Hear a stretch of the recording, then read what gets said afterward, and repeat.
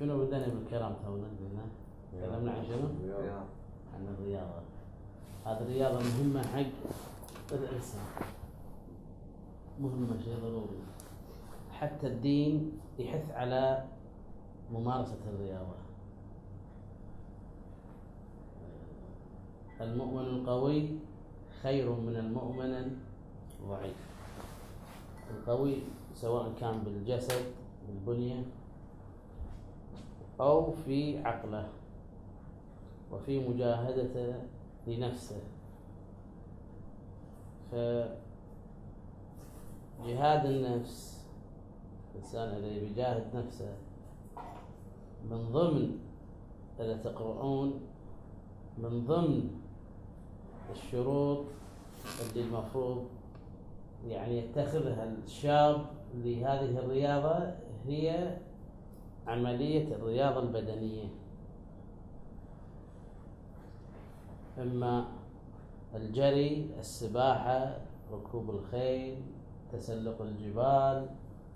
هذه من العوامل الضرورية للإنسان أن يعني يبادر إلى مثل هذه الرياضات، لأن هذه الرياضة تنشط الإنسان جسده وتنشط العقل. والإنسان إحنا في وقت الآن في هذا العصر ما حد ماسك حصانه بيده وسيفه على جنبه لي، صح؟ واللي يروح عندك 6 7 أقوياء رحت غزيت ولا رحت احتليت أو رحت، صح؟ الحين غير. الآن في عصرنا هذا الصراع أو التحدي في شنو عندنا؟ بالثقافة، بالعلم.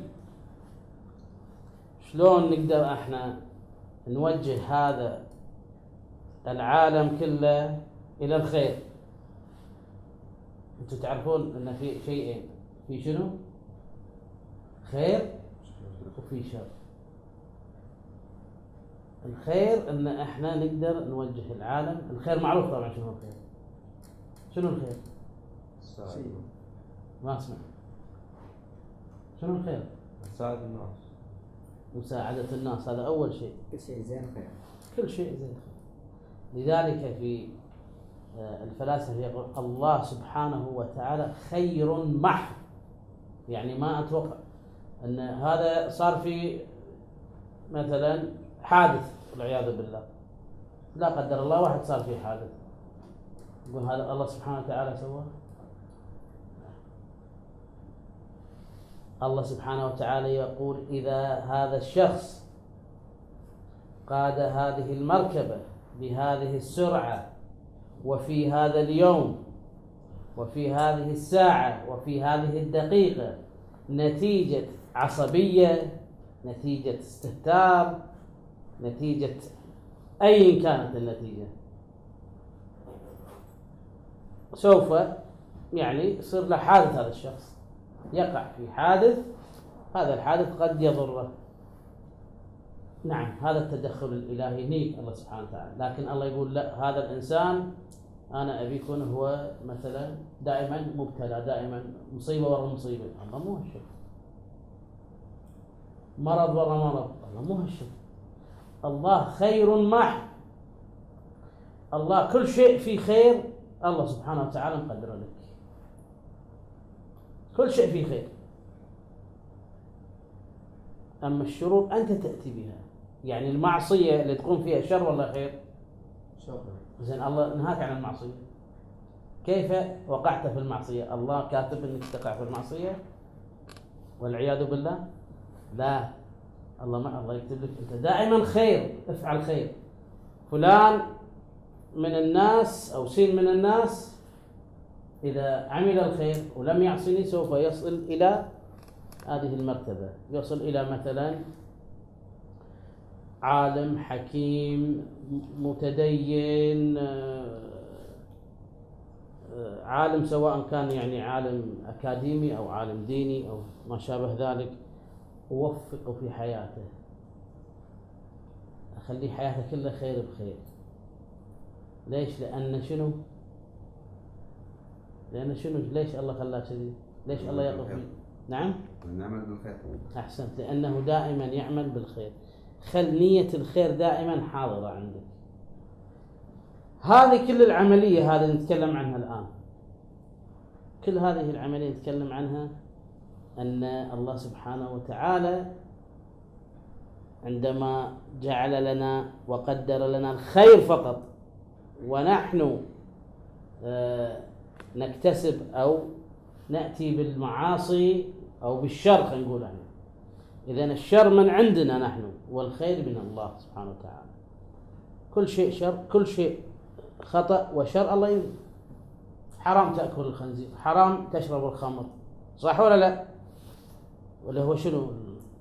شربت عصير فواكه هذا الخمر، ليش حرام؟ لأنه خليك تسكر، وهذا السكر فقدان للعقل، وخليك تسوي أشياء ما تدري عنها، وإذا دريت عنها ما تقدر تمتنع أصلا إلى أن تصل الشكل.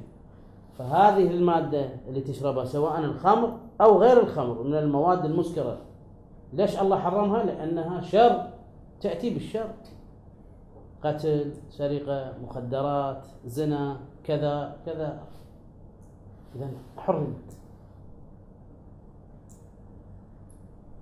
لحم الخنزير أيضا كذلك أجلكم الله فيه أمراض، يورث أمراض، كثرة أكله تورث الأمراض.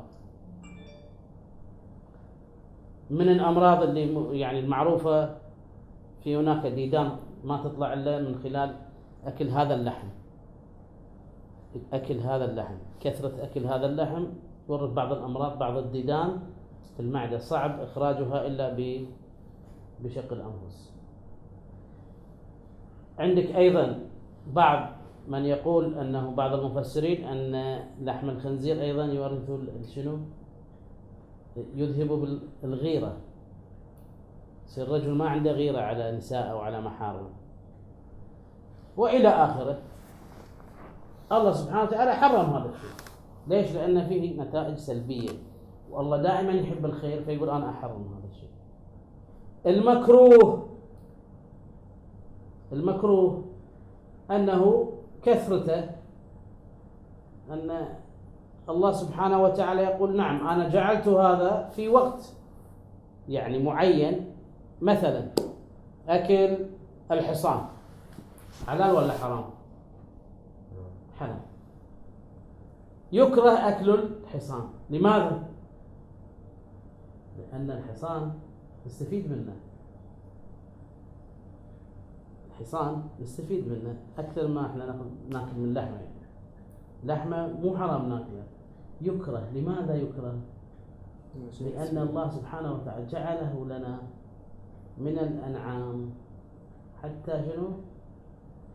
نركبها، حتى تساعدنا في أعمال معينة. الآن تساعدنا في تجارة، بيع وشراء والسباق، طلع فلوس. ويكره أكلها، كثرة أكلها. يعني إذا مرة أنت أكلت لحم فرس تروح تأذي متضايق، لا عادي. لكن كثرة أكل هذا اللحم يورث أشياء ثانية، قساوة القلب. وإنسان المؤمن ما يكون قلبه قاسي. حتى أكل اللحم الجمل، البعير، كثرة أكل لحم البعير يورث أيضا القساوة، قساوة القلب. لذلك يكره، مو حرام أكله مرة مرتين أكله، بس يكره يعني دائما تأكله مثل اللحم الماشي من الخروف. على كل حال نرجع إلى احنا محور حديثنا، أن الله سبحانه وتعالى شنو؟ خير محض، والشر نحن نأتي به، احنا نجيب الشر. إذا احنا نبي نتخلص من هذا الأمور كلها، من هذه المعاصي، من هذه الشرور، شنو نقدر نسوي بحيث احنا نقدر نلعب ونستانس ونطلع ونسافر ونشتغل وندرس وإلى آخره، بحيث أن احنا كل هذا نسويه ما نعصي الله سبحانه وتعالى. شلون؟ منو في باله يعني فكرة معينة نبدأ من شلون نقدر احنا نعيش في هذه الحياة؟ شوف الحين نطلع ونروح نشتغل ونسافر ونلعب ونستانس، كلها موجودة، مو حرام، بس شلون انا اقدر اخلي هذا وجهه كله بالخير وما اعصي الله سبحانه وتعالى؟ تلتزم. شلون؟ يعود نفسي انك تحسس نفسك ان الله كل مكان وراك. شلون احسس نفسي؟ ما تصغر الحرام. ما اسمع. ما تصغر الحرام، يعني انه شيء عادي. اي الحرام حرام من الكبائر هذا يعني. صح ولا لا؟ احسنت. بعد دائما اذكر الله. تحافظ على صلاتك بوقتها. احسنت. دائما نذكر الله. دائما نذكر الله. ما نعصي ولا شيء. ما نعصي. ما نعصي. احسنت. دائما الله. نقرا قران. ما عندي اي شيء ما عندنا. شلون احنا نبتعد عن هذا؟ قالوا صلاه قراءه القران. وشنو بعد؟ شنو قلت؟ دائما اذكر الله. خلاص. دائما اذكر الله. في وايد. عمل الخير، تصدق، مساعدة الناس، أيضا هذا كل كلامكم صحيح. هذا إذا جمعتوه كله مع بعض شنو قلت؟ إيه؟ استغفر. التزم بالحلال. الصلاة. ذكر الله. ذكر الله. ترك المعاصي. القرآن. الصلاة. مساعدة الآخرين. هذا كله شنو؟ لو نجمع هذا كله شو يصير؟ كله خير. هذه الأعمال شوف كل اللي ذكرناها وزيادة فيه، هذه يسمونها شنو؟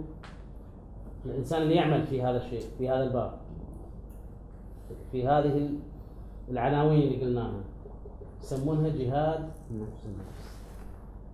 شلون جهاد النفس؟ ليش سموه الجهاد الأكبر؟ يعني الرسول صلى الله عليه وآله عندما انتهوا من أحد الغزوات قال لأصحابه، الآن في حديث طويل طبعا، يقول الآن انتهينا من الجهاد الأصغر اللي هو بالسيف، والآن شنو؟ عليكم بالجهاد الأكبر. قالوا وما الجهاد الأكبر؟ أجهاد دون الجهاد اللي قاتلنا فيه؟ هذا أعظم الجهاد. قال نعم، جهاد النفس، هذا أكبر وأعظم جهاد. فالمجاهد في سبيل الله في ساحات القتال ضد المجرمين، ضد الظلمة، ضد الكفرة، جزاه الله خير، وإذا مات في أرض المعركة فهو شهيد عند الله سبحانه وتعالى. أما جهاد النفس فدرجته أعلى من درجة ذاك المجاهد. مو معناته ما أتكلم عن الأهمية، في وقت يكون الجهاد في الساحة يعني ضد الظلم والطغيان لحماية الإسلام، هذه أوجب من جلوسك في البيت وجهادك لنفسك. ولكن احنا الآن ما عندنا هذا الشيء، ربما في بعض الأماكن. أما الجهاد الأكبر اللي يعد هذا الشاب اللي يروح يجاهد في سبيل الله، هذا اللي راح شال سلاحه وراح حامى عن الدين ويقط نفسه أمام الدبابة وأمام الرشاشات والمدافع من غير خوف، شنو هذا؟ شلون زيادته النفسية؟ من الجهاد الأكبر. عد نفسه من الجهاد، صار قوي، صار هذا الشيء عنده سهل، لأن هذا الجهاد الأصغر. فمن جاهد نفسه بالجهاد الأكبر هو الذي يرتفع. يعني درجاته وأجره عند الله سبحانه وتعالى. يكون عنده قدرة مثل ما قلنا في البداية، عقلية، روحية، جسدية. لأن من ضمن الرياضة أو مجاهدة النفس هو الرياضة، عمل الرياضة، جميع أنواع الرياضة اللي تقوي البدن. هذه من ضمن دروس أو توصيات من كتب ومن تخصص في هذا المجال، مجال مجاهدة النفس. دائما يذكرون الرياضة في أول شيء، لأن الرياضة هي التي تفتح الذهن. وقلنا احنا أول شيء شنو؟ العقل السليم أو الجسم السليم ما يصير. العقل السليم في الجسم السليم، لأن ما يصير عقلك سليم إلا جسمك يكون سليم. هذا بالنسبة إلى الجانب قلنا احنا شنو؟ ما اسمع الرياضي. بعد الجانب الآخر هو مثل ما قال أخونا شنو؟ العقل. الصلاة. شنو الصلاة؟ الالتزام بالصلاة بوقتها، يعني لما تيجي الصلاة بوقتها. لذلك الحكماء يقولون أن الصلاة التي تنهى عن الفحشاء والمنكر هي التي تصليها أنت في وقتها. يعني يقول الله أكبر الظهر تقوم تصلي، المغرب تقوم في وقتها قبل خروجها من الفضيلة. مجرد تسمع الأذان تقوم إلى الصلاة. هذه شنو؟ هذه الصلاة اللي تغير نفسية الإنسان، تغير شخصية الإنسان. هذا الشيء اللي تغير فيه، تغير سلوك الإنسان. هذا التغيير يسمونه جهاد النفس. أنت قاعد تجاهد نفسك. دائما المؤمن متغير. المؤمن ما يثبت على رأي واحد، طبعا مو بين الحق والباطل، لا، الحق ثم هذا الرأي يتبدل إلى في زمن آخر في مكان آخر إلى أيضا رأي ما يراه في مصلحة المكان اللي هو فيه والزمان اللي هو فيه. ولكن المؤمن دائما يتغير إلى الأحسن، مو يثبت على شيء واحد. يصلي ما يصوم، يصلي ويصوم ما يزكي. عرف شلون؟ المؤمن هو يكون مجموعة من هذه اللي ذكرتوها توكم الآن: الصلاة، الاستغفار، ذكر الله دائما، قراءة القرآن، مساعدة الآخرين. هذا كله نجمعه يسمونه شنو؟ يسمونه هذه هي المجاهدة الحقيقية، أن يعتصم من شنو؟ من شنو؟ معاصي. يعصم نفسه من شنو؟ من تلك المعاصي. شنو المعاصي قلنا؟ شر، والشر من الله والعياذ بالله لا، الخير فقط، كل شيء تعمله خير لله. زين، احنا نشوف الآن في عندنا في برامج الاتصال هذه اللي هي الانستغرام، السناب شات، كلها مع شنو بعد؟ واتساب، تويتر، إلى آخره. هذه كل الوسائل، تانجو، فايبر، شنو، في أشياء كثيرة. هذه البرامج نقدر نستخدمها في الخير ونقدر نستخدمها في الشر. كل ما هو خطأ، كل ما هو يعني تراه غير سليم فهو شر من الله سبحانه وتعالى، فهو شر، عفوا هو شر من عند البشر وليس من الله. هذا الشر اللي انت تشوفه في بعض القنوات، في بعض المواقع، لما تشوف انت هذا ليش تنخش؟ ليش تخلي له مثلا رقم سري؟ شلون؟ لا شيء. تخلي له مثلا رقم سري بروح، تخلي كذا. ليش ما تخليه مفتوح؟ ليش ما تحطه بالصالة تقعد تطالع على كيفك؟ ليش الاشياء هذه تخليها اما في موبايل خاص، في رقم خاص، او في، احنا نتكلم بشكل عام على الشباب كلهم، ليش يسوون هالشكل؟ ليش ما يقعدون مثلا في اي مكان وياخذ راحته؟ يعني ليش؟ شيء خطأ. هذا شيء خطأ.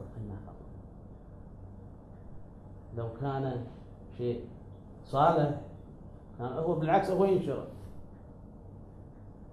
مثلا انت تشوف الان بعض الشباب اذا اكتشف شيء او اذا عنده حركة معينة، رياضة معينة، شاف شيء معين جديد، اخترع شيء، سوى شيء، يصوره ويستانس، صح ولا لا؟ ويوريه حق العالم الدنيا كلها. هذا صحيح، هذا أكثر منه. أما الأشياء اللي المخلة في السلوك وفي الآداب اللي هي ما تقدر توريه حق أي أحد إلا الخاصين. ليش؟ لأنه شنو؟ لأنه شر، خطأ. طبيعة الإنسان الشر، طبيعة الإنسان الشر. حتى الجانب الفتيات اللي في المحطات هذه اللي يسوون الحركات أو يظهرون بعض ما المفروض ما يظهر منهن، في مثلا في المكياج، في الشعر، إلى آخره. هذا شنو؟ أنت شفت واحدة مرة مصورة مثلا مع أبوها ولا مع أمها ولا مع أبد؟ ليش؟ لأن خطأ، وهم يعرفون أن هذا خطأ. بعض الفتيات إذا انتشرت صورتها في هالمواقع ترفع قضية. ليش ترفع قضية؟ فضح. ليش انفضح؟ لأنه خطأ ولا صحيح؟ خطأ، يعني شر، يعني فيه شر، هذا الخطأ. أما الشاب فدوركم أنتم كشباب تستخدمون هذه المواقع في الخير،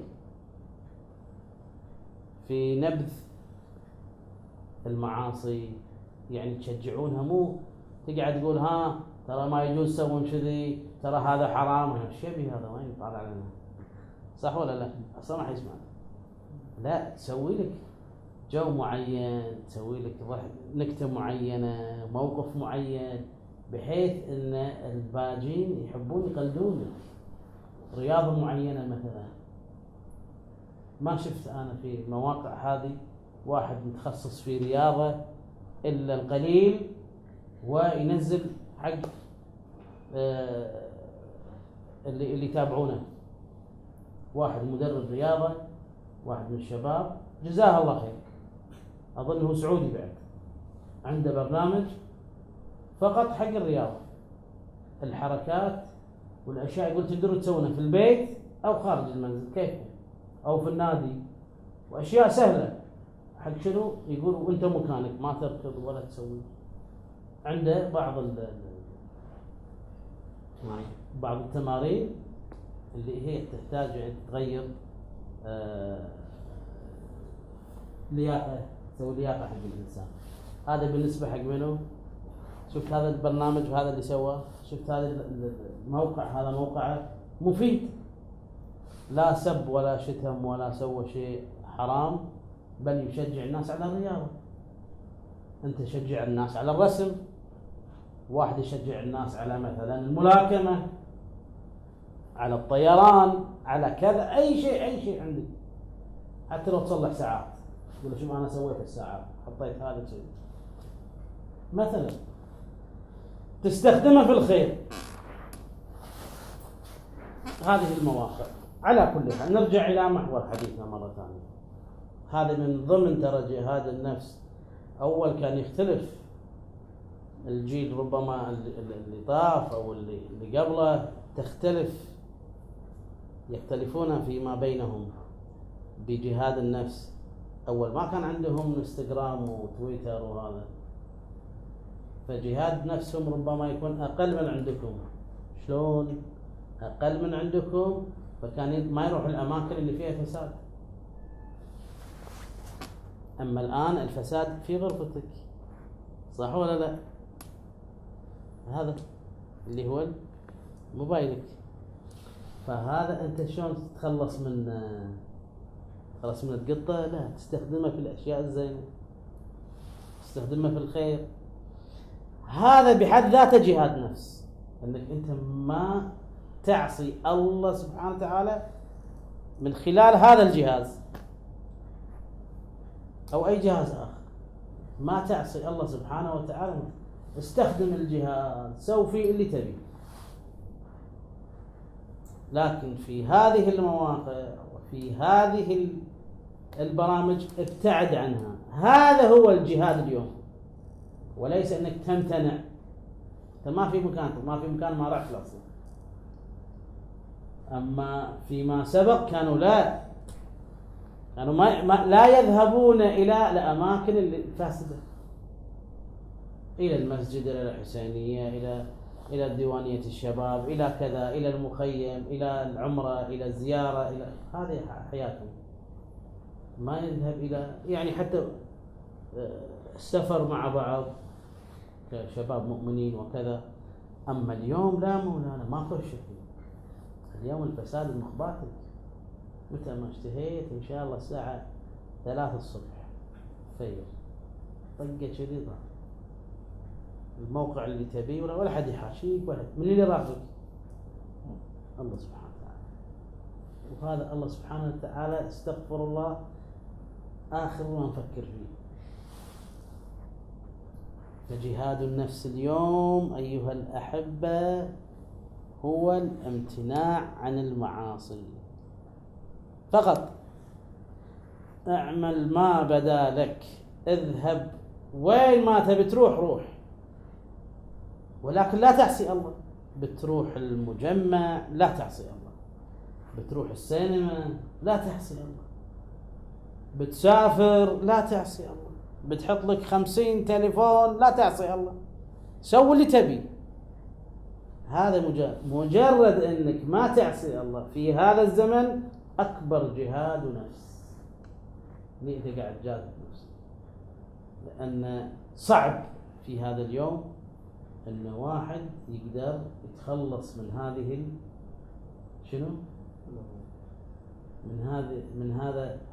من هذه شراك الشيطان واعوانه. ولا تنسى ان الشيطان عندنا نوعين من الشياطين.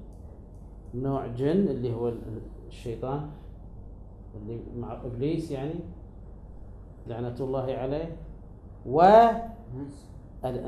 احسنت. شيطان الانس يعني انسان. الانسان يقول اللهم اني اعوذ بك من شياطين الجن والانس. في ناس شياطين اكثر من الشيطان نفسه. يعني شايفين انتم التاريخ يشهد، قارين وشايفين بعد الان، ما يبي بعد تشوفونه قدامكم. اللي القتال بالشوارع، دم الابرياء بالشوارع، هذا الشيطان يسوي هالشكل. الشيطان يغوي، نعم، يقول لك اوصل الى هذا الشيء، سو هذا الشيء، خرب هذا. اما انه بايده يسوي هالشكل، الشيطان يبتعد خلاص، يروح حق موضوع ثاني اكبر من هذا خلاص يصير هو الشيطان، لانه ابتعد عن الله. ومن يبتعد عن الله يصير الشقي. ولا تكونوا كالذين نسوا الله فأنساهم أنفسهم أولئك هم الفاسقون. على كل حال ما باقي شيء على الصلاة؟ بعد ربع ساعة إن شاء الله.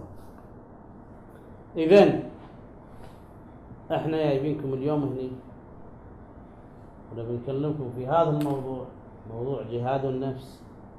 أنتم إن شاء الله عماد المستقبل، رجال المستقبل، مؤمنين المستقبل، وإن شاء الله ترفعون رأس بلدكم ورأس أهلكم ورأس المؤمنين إن شاء الله بجهادكم لأنفسكم أول شيء، ثم الإخلاص في والتفاني في ذات الله، يعني تكونوا مخلصين لله سبحانه وتعالى. ما قلنا لكم دش المسجد ولا تطلع، دش الحسينية ولا تطلع، لا، انك تكون شنو؟ انسان نشط واعي مسلح نفسك ثقافيا. هذا كل العناوين هذه تحتاج الى مجاهدة. الابتعاد عن المعاصي بشتى وسائلها وطرقها، هذه بعد هي الطامة الكبرى. هذه الابتعاد، هذا شلون تبتعد عن معصية. ومن الآن أنتم مثل ما يقول عودكم لين.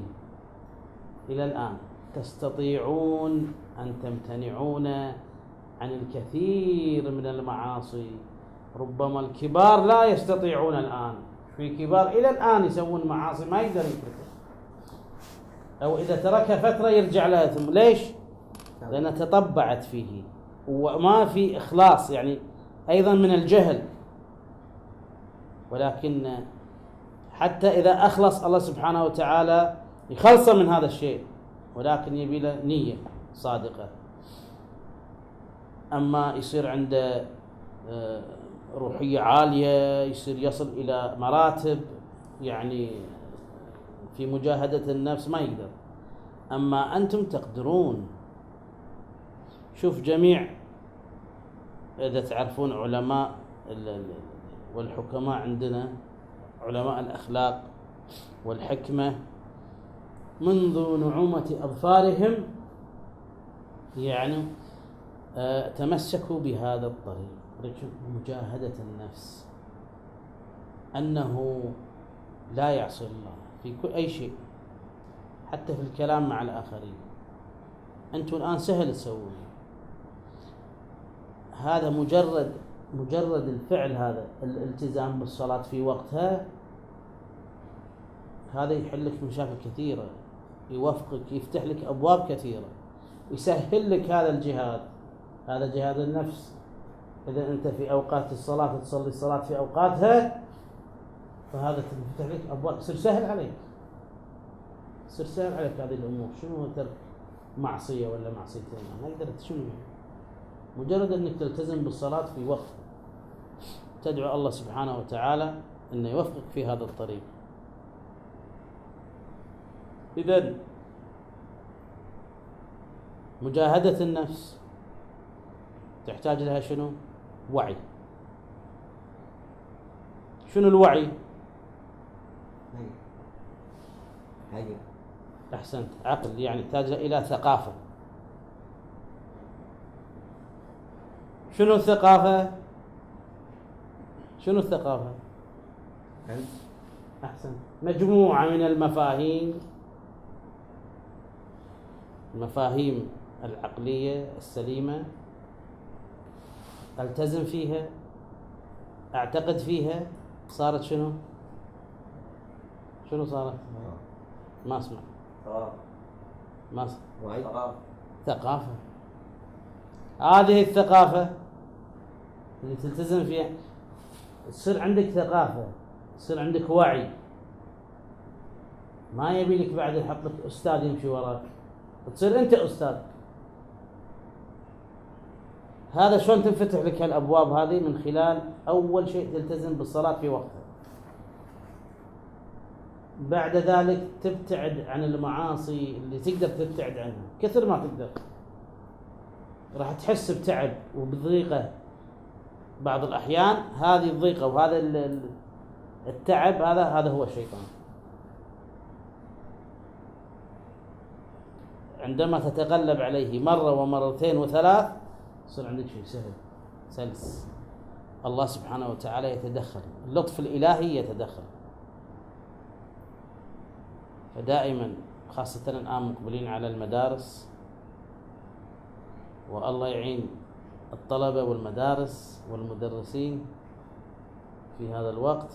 تعال شوف الكذب، تعال شوف الغش، تعال شوف اللسان البذيء، السب، تعال شوف الشطانة، يعني إلى آخره. أنتم تعرفون أوضاع وأجواء المدارس، لكن أنت تقدر تغير هذه الأجواء. إذا غيرت نفسك تقدر تغير هذه الأجواء. تغير نفسك أول شيء، ثم صديقك معك، ثم الأقرب فالأقرب. تشوف أنت أن هذا الشيء صار انتشار، صار لو 5 6 في المدرسة الحمد لله والشكر. على كل حال مجاهدتك لنفسك تفتح لك آفاق كثيرة توفقك في الدراسة. شوف اللي جاهد نفسه وما ينجح في حياته يقول الشيخ كلامه خطأ. الآن اللي علاماته ضعيفة واللي يبي بنسبة واللي كذا، صدقني خلي يتوب إلى الله توبة نصوح، خلي يجاهد نفسه، خلي يترك بعض المعاصي، خلي يصلي الصلاة في وقتها. إن شاء الله أنتم ما عندكم هذا الشيء، صلوا الصلاة في وقتها، شوفوا التغيير اللي راح يصير. وأنا الآن ودي ما باقي شيء 10 دقائق أو أقل، بفتح هذا الأسئلة وأنا أجاوب.